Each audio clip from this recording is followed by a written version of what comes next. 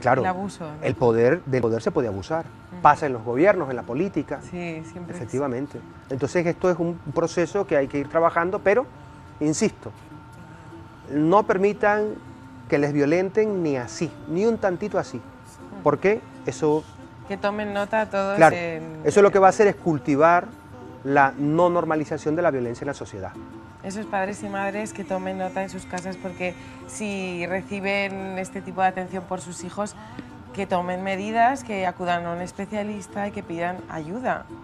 O sea, efectivamente, sí. muy importante. Muy importante, y yo quiero subrayar esto, muy importante que cuando hay... es verdad que existe mucha tendencia contemporánea a que puedan haber falsas denuncias de violencia. Es verdad, no nos vamos a llevar las manos a la cabeza por eso, pero son mínimas. Son mínimas, es decir, no podemos poner en duda cuando alguien está manifestando que está siendo víctima de violencia. Y eso es lo más importante, mucha escucha y promover mucho la comunicación y el habla en este tema. Me gustaría resaltar porque tengo aquí un informe de ¿Sí? una encuesta de la OCU ¿Sí? sobre el acoso escolar y laboral. ¿Sí? Y de lo que estamos tratando, sobre todo para que quede claro, es ese acoso de comportamiento dañino, intencionado y continuo, ¿verdad? Correcto. Es intencionado y continuo, no es un insulto de un día puntual que te diga pues un taco, un compañero de clase, oye, eres un idiota, eso una vez no es este bullying, ¿no?, del que estamos tratando. El mantenimiento en el tiempo, las ganas de hacer daño, o sea, al fin y al cabo yo conozco ese estudio de la Organización de Consumidores y viene a revelar pues lo que muchos especialistas hemos venido revelando. Ellos lo acompañan de una encuesta que hicieron, pero te insisto, son de las cosas que nosotros venimos manejando, los que estamos trabajando en el tema de la violencia, y efectivamente el maltrato, el acoso, el bullying, como le queramos llamar, tiene esa característica, ¿no?, que se mantiene en el tiempo, que no hay razón, no hay justificación, sí, no la hay de por sí, pero no hay justificación para ello, y tiene el objetivo de hacer daño. ¿Me explico? Y atención, que esto es importante. El violento, hay una característica que es importante reconocer. El violento no es violento con todo el mundo, ¿vale? El violento tiene un objeto de violencia. Un objeto. Eso hay que resaltarlo, o varios, claro, pero no todos. No, el violento no va de violento con todo el mundo, no, eso no es verdad. Intenta tapar, ¿no? El violento intenta ajustar su foco de violencia, ajustar su mirilla, y cuando tiene localizada... Es que parece una película de terror, de verdad. Sí, no, pero así se comportan, efectivamente. Totalmente. El violento no va con todo el mundo porque hay gente que le va a responder, hay gente que no le va a hacer caso, hay gente que le va a denunciar. Entonces el violento lo que hace es, o la violenta lo que hace es ajustar su mirilla, ¿sí?, enfocar bien, y cuando tiene localizado su objeto de violencia, va por él. ¿Qué pasa? Que cuando ese ataque ocurre y no hay reacción, no encuentra oposición, entonces empieza el ciclo ascendente de la violencia. Hasta que de estar aquí empieza aquí, ¿no? Claro, es que la violencia hasta que lo pisa. Claro, la violencia no se manifiesta en grado superlativo desde el principio, no.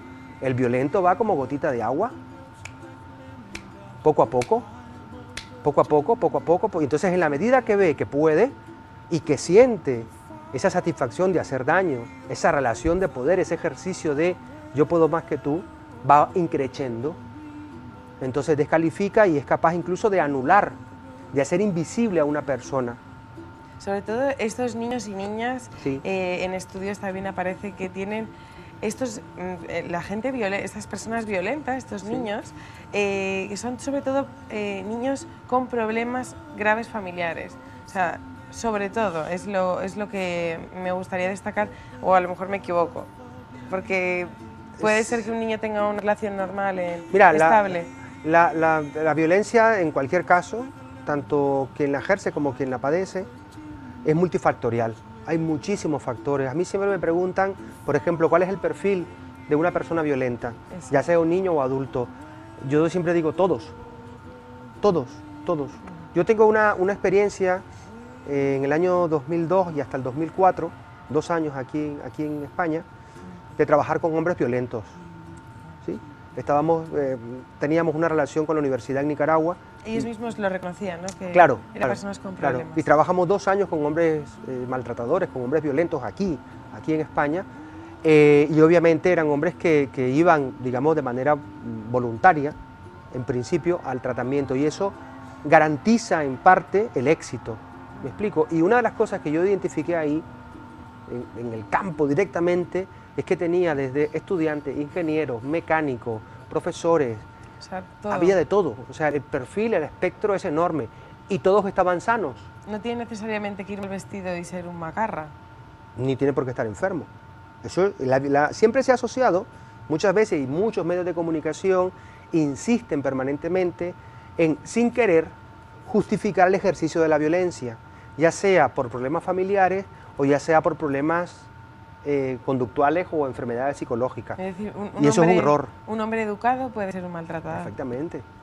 De hecho, cuando hay reportajes acerca de víctimas de violencia de género y le hacen las preguntas a la gente del entorno, siempre dicen que era un hombre normal, que era muy querido, que todo el mundo lo conocía en el barrio, claro, sí.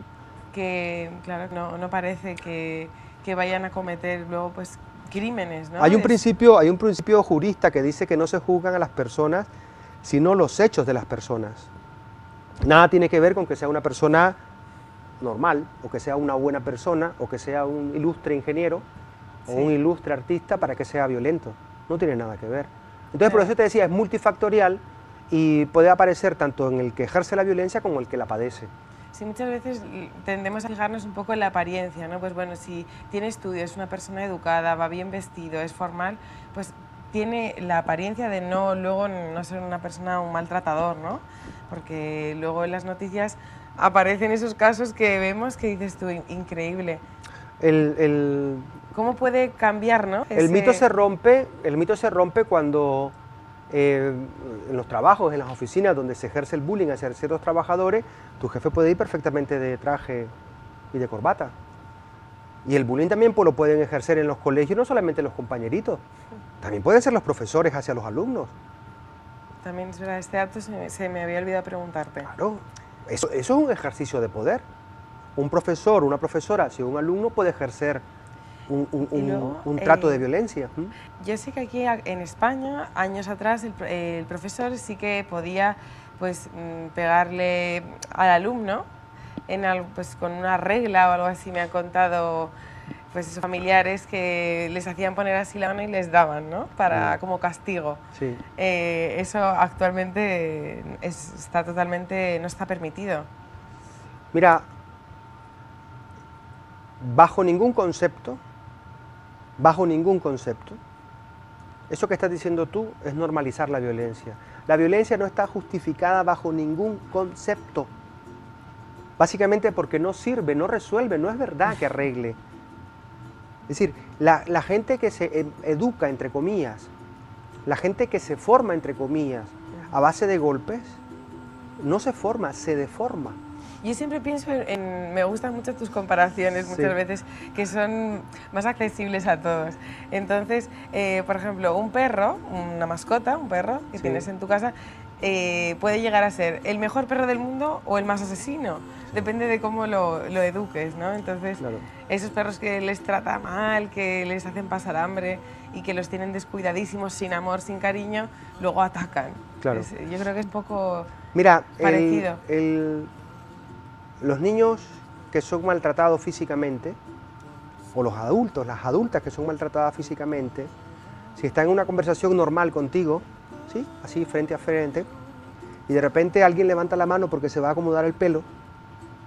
Yo he tenido pacientes que te has levantado la mano para acomodarte el pelo o las gafas, y su primera reacción es la de evitación del golpe. Imagínate. O sea, para que tengas una idea de lo que deforma el comportamiento de la gente, el uso de la violencia física, por ejemplo. Son gente que cuando la actitud fuerte o disciplinada, es que deforman la realidad. La violencia lo que hace es que quien la recibe lo ve todo con otros ojos. Desgraciadamente, ojos que distorsionan la realidad y que no le permiten relacionarse bien con la gente, porque están acostumbrados a guardar silencio, a llorar en silencio, a no expresar emociones, y eso no es bueno para el desarrollo ni personológico ni social de la gente, en ningún caso, en ningún caso. Por eso, a mí me preguntan lo de la nalgada, ¿cómo se llama? Lo del cachete, lo del... Sí. Pues es que, a ver, no te va a matar, pero es que no ayuda, es que no resuelve nada. Si no estás haciendo absolutamente nada. Tú puedes ser firme, disciplinado, poner límites, poner normas y ser estricto sin levantar la mano, sin levantar un dedo. Y Vladimir, ¿qué consejos, o sea, como para concluir, qué te parece si te diriges a estos padres, ¿no?, que nos están viendo, padres, madres, y bueno, y claro, ya no te hablo en el ámbito de los adultos, ¿no?, porque sobre todo este caso hemos resaltado que es más de niños, ¿no?, sí, este abuso. Por el caso de la violencia escolar. Yo, de manera general, yo recomiendo, insisto, vamos a dejar por un momento el tema del bullying. Como recomendación general, tenemos que acostumbrarnos como madres y padres a saber reconocer a nuestros hijos, tanto física como emocionalmente. Ya lo hacen, quienes son padres y madres ya saben cuando a su niño le pasa algo, pero eso hay que entrenarlo profundamente. No hay que permitir, y así vamos a crear una sociedad sana, no hay que permitir bajo ningún concepto que los niños se acostumbren a los malos tratos, a los gritos, a las vejaciones. Hay que estar muy atentos. Hay que ser lo suficientemente hábil, hay que adelantarse a la violencia y enseñarle a nuestros niños, preguntarle a nuestros niños, a nuestras niñas, si ven que eso ocurre en su colegio. No tienen que ser necesariamente ellos quienes nos sufran. Si nuestro niño no cuenta que algún compañerito es víctima de violencia, hay que ir al colegio. Los niños, como yo siempre digo, los niños son de la tribu y eso lo estamos perdiendo. Todos los niños, si las personas que nos siguen tienen niños en el colegio, esos niños que son compañeritos de sus hijos, también son responsabilidad tuya como adulto. Esa inocencia. Claro, son de la tribu. Y si tú como adulta, como adulto, sabes que un niño está siendo víctima de violencia, hay que denunciarlo. Hay que ir a por ello, porque eso lo que puede estar provocando es que tu niño vea normal la violencia y eso no es sano. Y luego, si no se atreven, pueden siempre acudir, pues, por ejemplo, a un especialista como tú, que estás también capacitado para transmitir bueno, mejor que lo cuentes tú, vale. ese refuerzo de autoestima. Sí, no, está claro. Yo creo que para poder cerrar, digamos, de forma general el tema y que la gente se quede con estas recomendaciones que le hemos dado, pues que lo pongan en práctica. Si tienen alguna duda, insisto, se pueden poner en contacto a través de la cuenta de Twitter de la propia cadena o nos pueden escribir a consultas@elbatiscafo.es, que con mucho gusto nosotros vamos a estar atentos a sus preguntas y a sus recomendaciones. Pues Vladimir, muchísimas gracias. Desde luego son temas que yo estaba hasta nerviosa de decir, bueno, este tema hay que hablarlo y me parece estupendo. Porque bueno, hay que tomar medidas ante este tipo de situaciones tan desagradables, ¿no? Sí, así es. Y bueno, Vladimir, la semana que viene, ¿te parece? Vale, perfecto. Bueno, pues hasta la próxima semana y nos vamos a publicidad y estamos de vuelta en unos minutitos con temas muy interesantes. Hasta ahora.